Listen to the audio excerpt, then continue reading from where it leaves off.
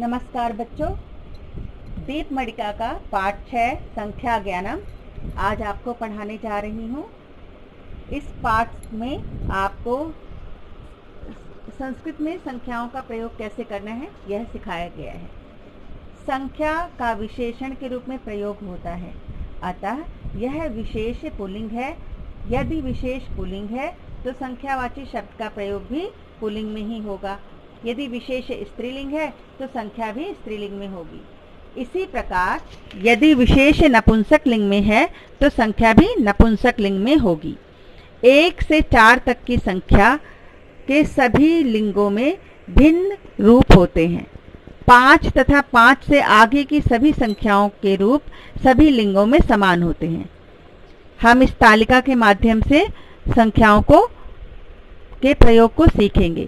Pulling में संख्या 1 के लिए एकः, स्त्रीलिंग में एका और नपुंसक लिंग में एकम कहेंगे। संख्या 2 को पुल्लिंग में द्वौ, स्त्रीलिंग में द्वे और नपुंसक लिंग में भी द्वे कहेंगे। संख्या 3 को पुल्लिंग में त्रयः, स्त्रीलिंग में तिस्त्रः और नपुंसक लिंग में त्रीणि कहेंगे। इसी प्रकार संख्या 4 को पुल्लिंग में चत्वारः, स्त्रीलिंग में चतस्त्रः और नपुंसक लिंग में चत्वारि कहेंगे। अब संख्याओं का प्रयोग वाक्यों में किस प्रकार करना है यह ध्यान से सुनिए। विवेकः एकः शोभनः बालकः अस्ति। विवेक एक अच्छा बच्चा है। सीमा एक शोभना बालिका अस्ति। सीमा एक अच्छी बालिका है। तत्र एकम शोभनम पुष्पम अपतत। वहाँ एक सुंदर फूल गिरा। अब इसमें विवेक नपुंसक लिंग है, इसके लिए एकः का प्रयोग है। सीमा स्त्रीलिंग है, इसके लिए एका का प्रयोग है। और फूल एक नपुंसक लिंग है शब्द, तो इसके लिए एकम शब्द का प्रयोग है। इसी प्रकार आगे देखिए। शिक्षकः बालकान् अवदत्। शिक्षक ने बालकों से कहा, द्वौ बालौ अत्र आगच्छताम्। 2 बालक यहाँ आए। द्वे बालिके तत्र तिष्ठाम। 2 बालिकाएं वहाँ बैठी। अत्र द्वे फले स्तः। यहाँ 2 फल हैं। इसमें संख्या 2 का प्रयोग आपको भिन्न भिन्न लिंगों में प्रयोग करके दिखाया गया है। त्रयः बालकाः क्रीडन्ति। 3 बालक खेलते हैं। अत्र तिस्त्रः चटकाः कुजन्ति। यहाँ 3 चिड़िया कूंजती हैं, चहचहाती हैं। त्रीणि फलानि करकंडे सन्ति। 3 फल टोकरी में हैं। चत्वारः खगाः उत्पतन्ति। 4 पक्षी उड़ते हैं। चतस्त्रः महिलाः भ्रमन्ति। 4 महिलाएं घूमती हैं। चत्वारि मित्राणि भोजनं कुर्वन्ति। 4 मित्र भोजन करते हैं। प्रयागे एका नदी अस्ति गंगा। 2 नद्यो स्तः गंगा यमुना च। नन तत्र तिस्त्रः नद्यः सन्ति यमुना गंगा सरस्वती च। प्रयागे एका नदी अस्ति गंगा। प्रयाग में एक नदी है गंगा। 2 नद्यो स्तः गंगा यमुना च। 2 नदियां हैं गंगा यमुना, गंगा और यमुना। नाना तत्र तिस्त्रः नद्यः सन्ति।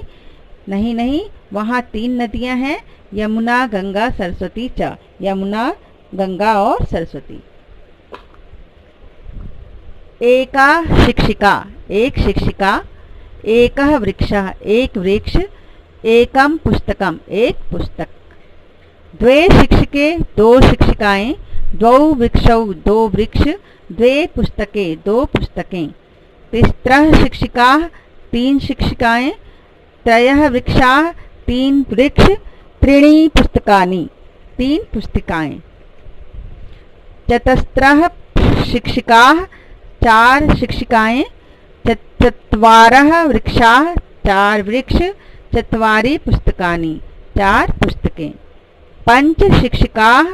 5 शिक्षिकाएं। 5 वृक्षाः। 5 पेड़। 5 पुस्तकानि। 5 पुस्तकें।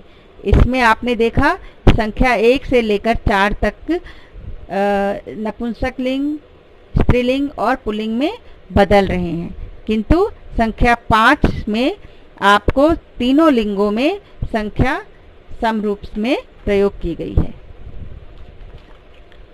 षड बालिका 6 बालिकाएं, षड बालका 6 बालक, षड फलानी 6 फल, सप्त अंगुल्य 7 अंगुलियां, सप्त शिशवः 7 शिशु, सप्त नक्षत्राणि 7 तारे, अष्ट अंगुल्य 8 अंगुलियां, अष्ट बालाः 8 बच्चे, अष्ट फलानी 8 फल, नव बालिकाः 9 बालिकाएं, नवः छात्राः 9 छात्र, नव पुष्पाणि 9 फूल, 10 बालिका 10 बालिकाएं, 10 वानराः 10 बंदर, 10 पत्राणि 10 पत्ते।